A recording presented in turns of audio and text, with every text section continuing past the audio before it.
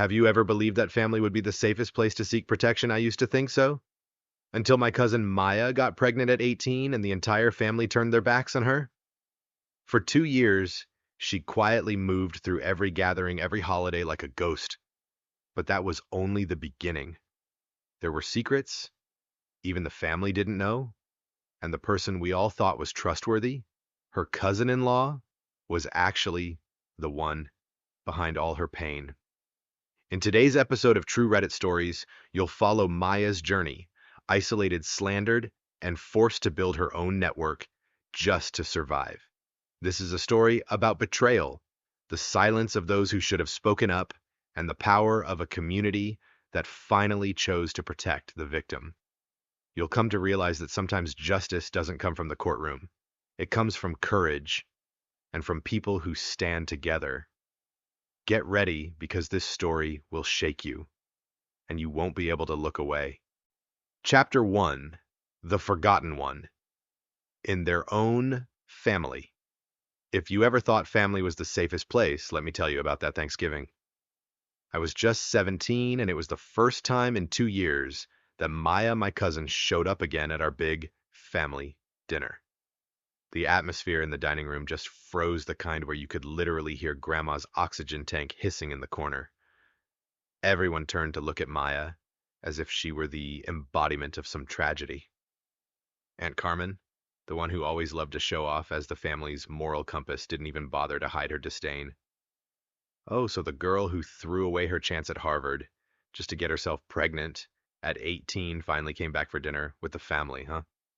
That sentence cut through the air cold enough to make anyone else blush with embarrassment.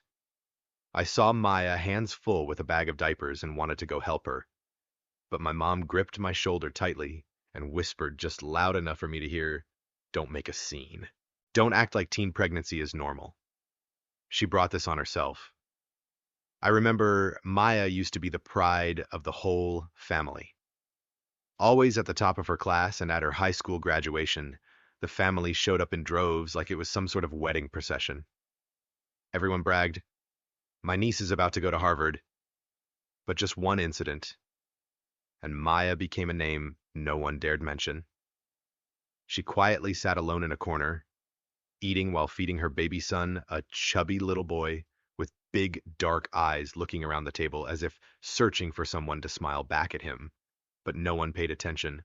All they cared about was talking up the achievements of my other cousins who scored what on the MCAT, who was prepping for med school, and so on. Only Maya was left alone. She didn't complain, didn't argue. Every time a relative avoided her gaze, Maya would simply bow her head and keep feeding her son spoonfuls of mashed sweet potatoes. I remember asking her about it once, and she told me she made it herself at home because her son was allergic to so many things. No one in the family really cared.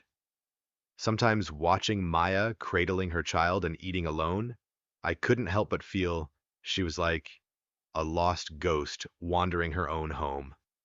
But even then, Maya never turned cold toward anyone.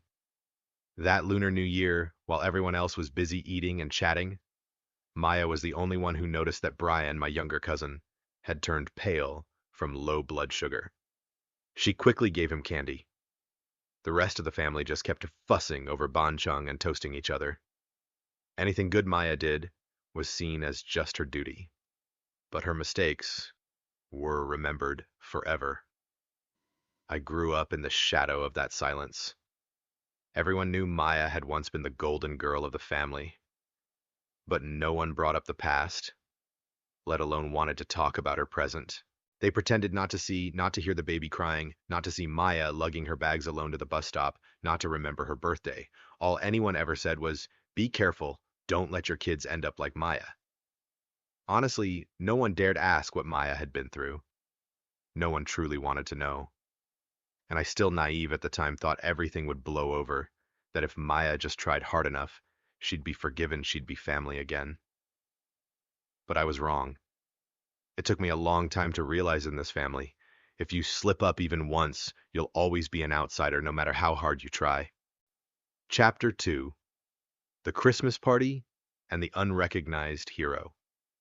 As December rolled around, my family started bustling again with preparations for our traditional Christmas party. If you think Christmas is a time for everyone to come together and share love, well, in my family, it was more like a stage where everyone tried to show off their achievements and waited to see who would be the next target of criticism. I was never good at pretending to be sociable, so after being interrogated about my SAT scores and which college I was applying to, I made an excuse to go get ice from the garage, really just an escape from all the relatives reeking of alcohol. I put on my AirPods, blasted my music, just hoping for a few quiet minutes to take a hit from my vape and clear my head. But as I turned around, I jumped. Someone was behind me. It was Marcos, Jackie's husband. He was infamous in the family for his so-called jokes that no one but himself ever found funny. Marcos grinned nastily, the smell of booze heavy on his breath, and moved in so close my back pressed against the freezer. "I've been watching you grow up every day, Emma. I've been waiting to see you turn out like this," he said, his hand reaching toward my thigh. My mind went numb with fear and disgust, but right at that moment, Maya's voice came from the garage door, cold as ice. "Marcos, what exactly are you doing here?" I had never heard her sound like that before. Firm, sharp, almost commanding. Marcos immediately backed off, stumbling over some excuse about needing to find Jackie, then scurried away like a rat. Maya came over, gently placed her hand on my shoulder, and told me to take deep breaths. Not a word of judgment. "No, what are you doing here? No, I told you so." She just sat beside me, waiting until I stopped shaking. I pulled Maya into the living room, determined to tell my parents what had just happened. Maya spoke up for me. "Marcos isn't a good person," she said bluntly. But Jackie, his wife, who also happened to be a police officer, immediately cut in. "She's just jealous, Emma. Don't listen to people who've already ruined their own lives." My parents looked at Jackie, who had just been honored for cracking 3 big cases last year, and instantly believed her. My dad even added something that still stings to this day. "If you don't live recklessly like Maya, you won't see bad people everywhere." Then they forced Maya to apologize to Marcos in front of everyone for false accusations. Marcos just stood there looking completely unfazed, and even shot me a sleazy wink, as if to say, "Go ahead, try snitching again." I was frozen. Maya disappeared from the party after that. No one seemed to notice. In the days that followed, I never saw her mentioned in any family conversation. Even on the group chat, people started discussing how to keep the kids away from bad influences. Back then, I kept wondering, why does someone as good as Maya always have to live like a shadow? And why do the terrible people always get protected just because they're good at hiding who they really are? What I didn't know was that this was only the beginning. Much worse things were yet to come. Chapter 3: The Knockout Blow. When Rumors Become Weapons. I didn't see Maya for an entire month after the Christmas party incident. If it hadn't been for what happened next, I probably would have assumed she'd just silently endured it all like she always did. But life seems to have a cruel sense of humor when it comes to those already struggling. That night, I was sleeping over at a friend's house when my phone started buzzing nonstop notifications from the family group chat. I glanced at the screen and nearly dropped my phone. It was flooded with filthy photoshopped images showing Maya's clearly identifiable face pasted onto escort websites, accompanied by vile, degrading captions. The first person who sent them was Uncle Tony, who added, "This is the kind of thing we're letting near our children." The photos were obviously fake. Anyone could tell, just by noticing the tattoo on Maya's shoulder was reversed, like someone had lazily flipped the image while editing. But no one in the family cared to verify anything. All they needed was an excuse, and they immediately held a vote to ban Maya from all family events and even threatened to call CPS Child Protective Services to report her for her so-called immoral lifestyle. The next morning, I drove to Maya's place with a jar of homemade mashed sweet potatoes. I wasn't even sure she would open the door, but the room was already slightly ajar. She stood in the middle of a pile of clothes, hands trembling, mumbling over and over, "They're going to take my son away. I've tried so hard." I hugged her tightly. It was the first time I had ever seen her completely fall apart. "You're the only one who's ever been kind to me and my baby," Maya whispered. That's when I naively asked, "Then why don't you make the baby's father pay child support? Why keep doing everything alone like this?" My froze. Her eyes went hollow, drained of all light. Her voice dropped to barely a whisper. "Marcos is the baby's father." It felt like my heart dropped off a cliff. I gripped the edge of the table to steady myself, my head spinning as I realized the full horror of a picture I'd only seen a small corner of until now. Marcos, Jackie's husband, the same man who had touched me just days ago, was the one who had destroyed Maya's life. She started shoving the baby's clothes into a bag, her movements robotic, like someone who had learned to survive by going through the motions. It was the first time I saw the woman who had once been the pride of our entire extended family, reduced to the hollow shell of a single mother relentlessly hunted by her own relatives. I didn't know what to say. I just quietly helped her pack, then drove her away from that cramped room to a temporary place of refuge.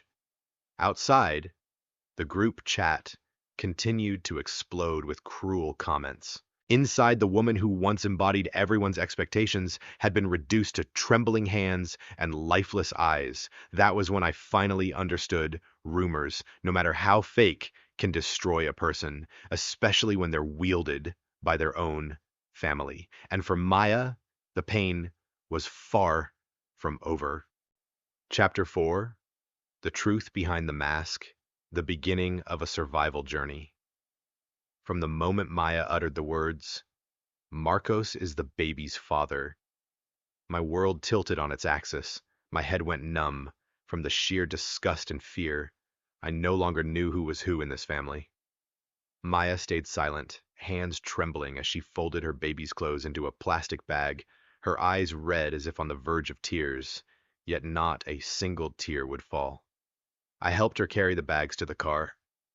Neither of us spoke, as if even the slightest sound might shatter the fragile silence holding back a tidal wave of pain. In the parking lot, Maya handed me her phone and scrolled through a series of messages she had saved from long ago threats, coercion, manipulative texts from Marcos that had gone on for months. "Jackie's working late tonight. If you need anything, just say the word. Don't forget, accidents can happen to stubborn single moms."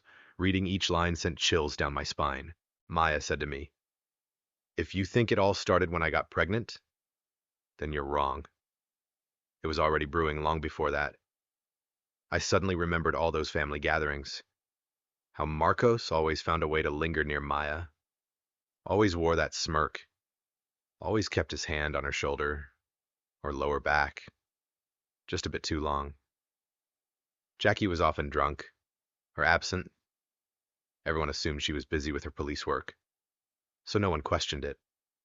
Only now did I understand. Her absence had been part of the tragedy all along.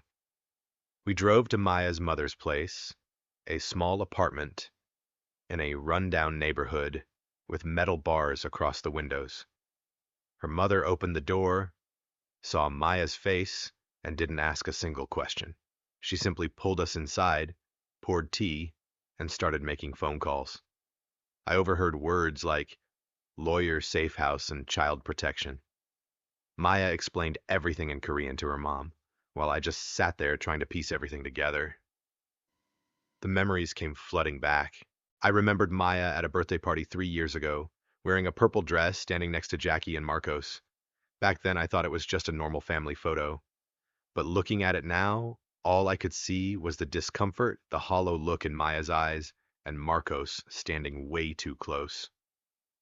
Maya's mom opened a cabinet and handed her a box full of old diaries documents and the Harvard acceptance letter pieces of a life that had once shined so brightly.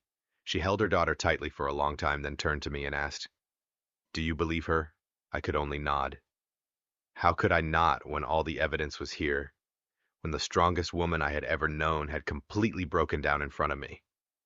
That night, Maya and I sat together, sorting through every message, every photo, every journal entry she had saved.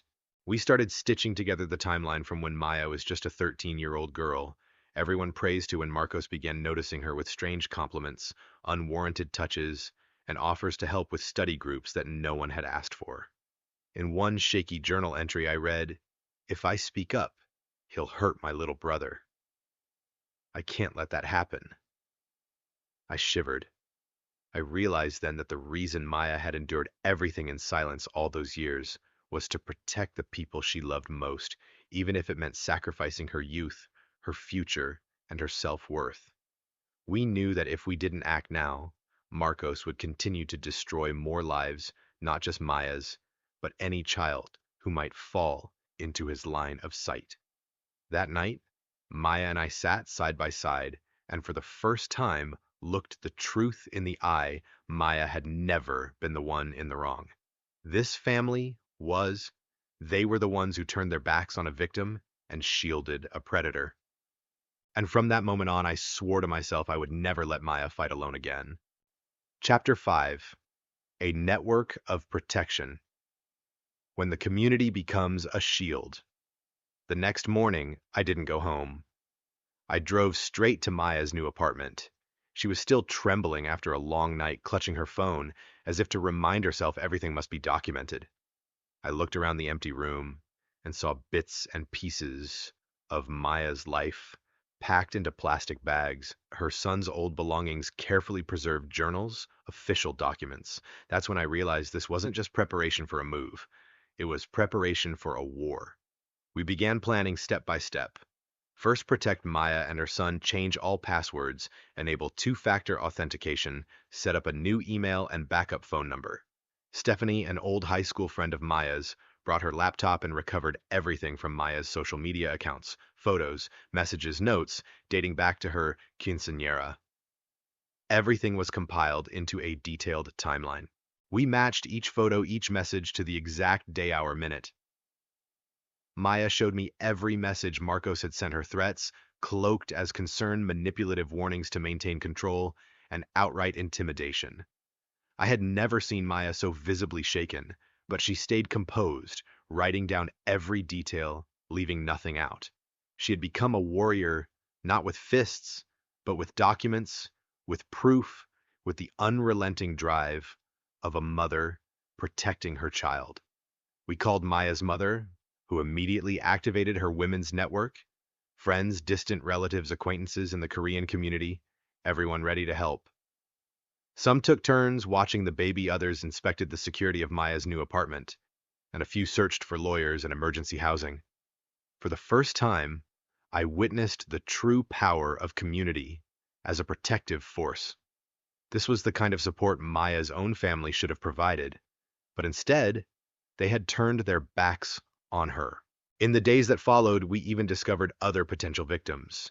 Young girls Marcos had approached at family parties or community events, but were dismissed as being too sensitive, not worth looking into.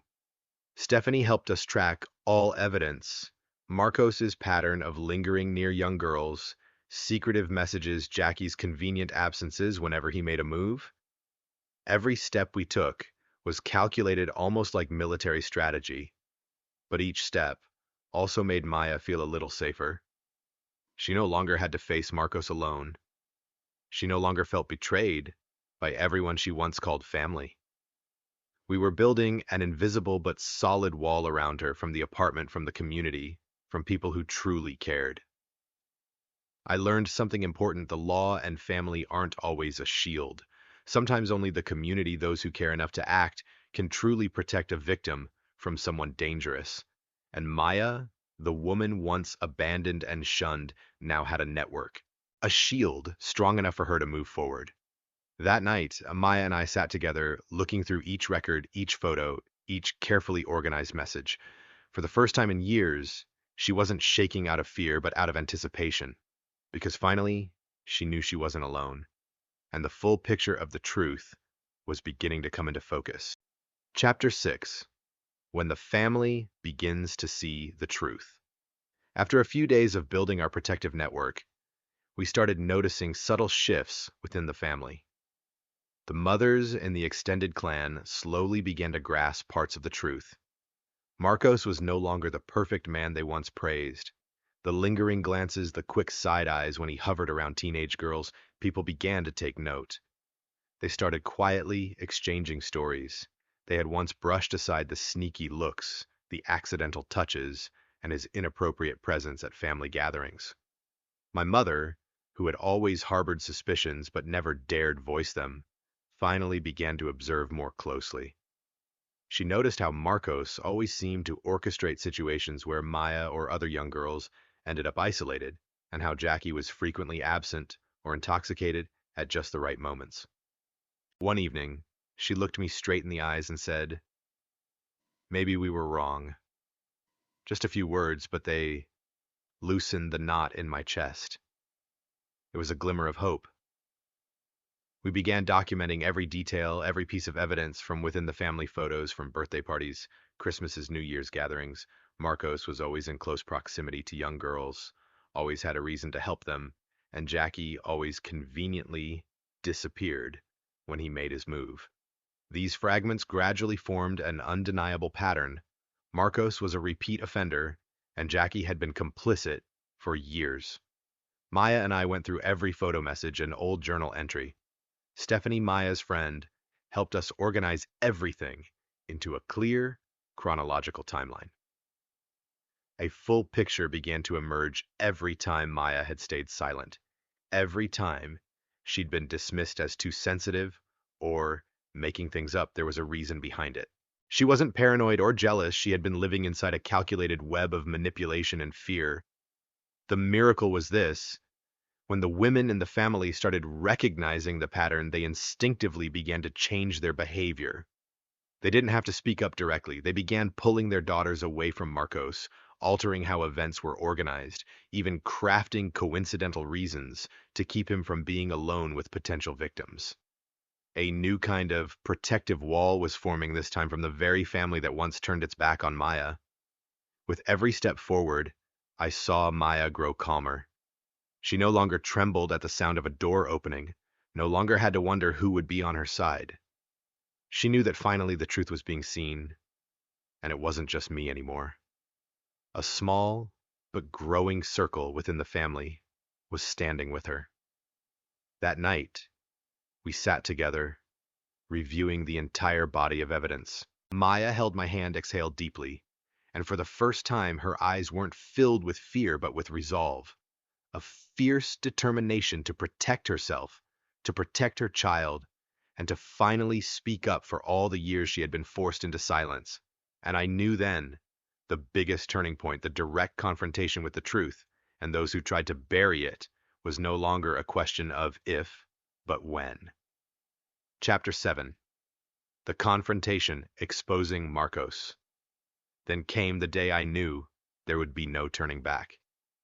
The family organized a big gathering, the first time in years that Maya showed up. My heart pounded as I looked around at every face, each person carrying a secret, a suspicion, or just the habit of picking a side. Marcos arrived, still confident, still wearing that fake smile.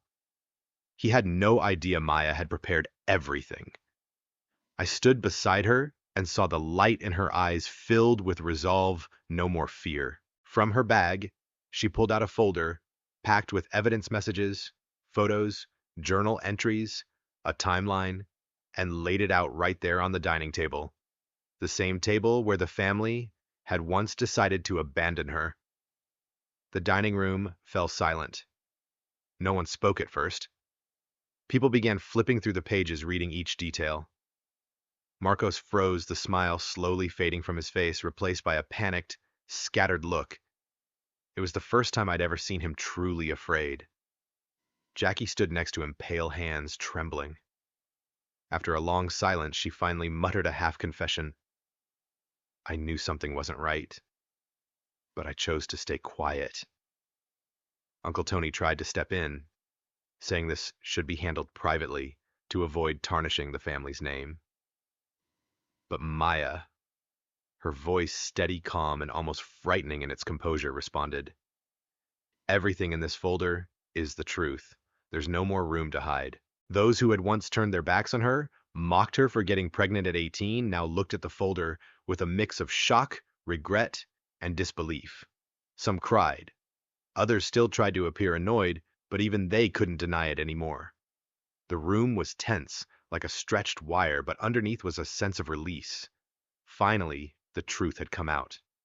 Marcos tried to argue, tried to deny every detail, but each of his words only dug him deeper. Everything he said clashed directly with the meticulously organized evidence Maya had compiled. He couldn't deny it. He looked around the room, searching for someone to back him, but the room was silent. Even those who had once defended him now avoided his gaze, shrinking away. I looked at Maya, still composed, unwavering, unafraid. She stood there in the center of the room, among people who had once betrayed her. But this time, she wasn't alone. Her son was safe in his grandmother's arms, but Maya knew that every word she spoke today was to protect the future, not just hers, but the future of every young girl who might end up in Marcos's path. When the meeting ended, Marcos left with a drained, colorless face and a forced, crooked smile.